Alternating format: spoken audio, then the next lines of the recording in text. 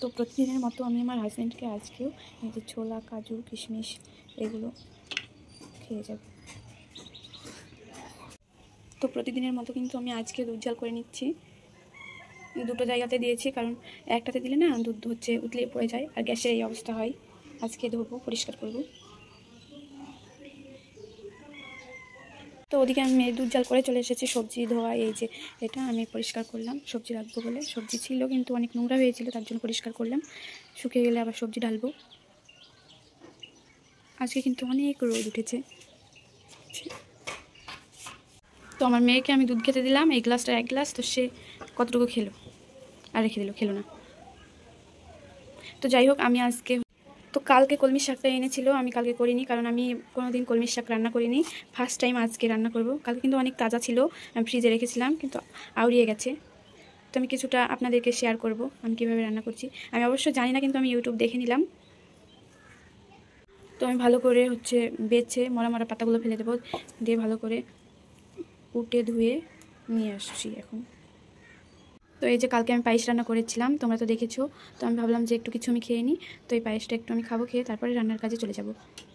আমি যতটুকু খাবো ততটুকু নিয়ে নিয়েছি। তো আমি এবার হচ্ছে এলাচ তো খেতে পারি না, আমি দিয়েছি, কিন্তু এলাচের ওই ফলটা মুখে পড়লে না আমার ভালো লাগে না।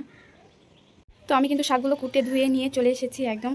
এই যে আমি আলু দিয়ে রান্না করব, আর এখানে পেঁয়াজ, রসুন। তো মানুষ সত্যি চাইলে সব কিছুই করতে পারে। আমি কিন্তু শাক করতে পারতাম না, কিন্তু আজকে এই যে আমি নিজে হাতেই শাক কুটেছি। তো এদিকে আমি এগুলো কুটে নিয়েছি, ওইদিকে আমি হচ্ছে পানি ফুটে গেছে, চালটা দিয়ে আসলাম ভাতে। তো এখন অত বকবক না করে চলো রান্না করতে শুরু করি। এটা কিন্তু শুকিয়ে গেছে, তার জন্য আমি আলুগুলো রেখে দিচ্ছি। তো আমি সবজি কী বলো তো বেশি করে এনে রাখি না, কারণ বেশি করে এনে রাখলে তো হচ্ছে ওই যে টাটকার স্বাদ আর হচ্ছে এনে রেখে দিয়ে খাওয়াটার স্বাদ পুরোটা আলাদা। কিন্তু টাটকা তুমি, আমার ফ্রিজ আছে তবুও কিন্তু আমি ফ্রিজে রাখি না, কারণ ওই ফ্রিজে রেখে খাওয়া আর টাটকা এনে খাওয়া পুরোটা দুটো স্বাদ একদমই আলাদা। তো আদাগুলো আমি রেখে দেবো। আর আমি এই যে ফ্রিজে মরিচগুলো আমি রেখেছিলাম, তো অনেক হচ্ছে এর ভেতরে কিন্তু কিছু কিছু মরিচ পচে গেছে, মানে হয়তো কিছু কিছু, বেশি না। বাড়িতে কিন্তু মেহমান আসবে, তার জন্য আমি এই যে এখানে মাংস রান্না করছি, আর এখানে বড় হাঁড়িতে কিন্তু ভাত চাপিয়ে দিয়েছি।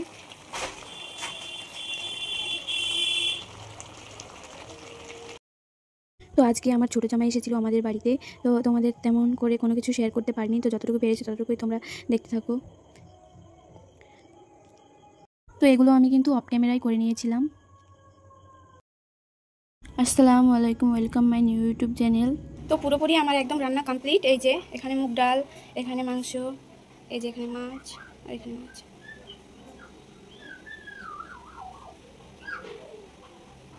তো আমি কিন্তু এই যে প্লেট সব বের করে রেডি করে রেখেছি, যে কখন আসবে। এই যে সমস্ত কিছু ঢেকে রেখেছি।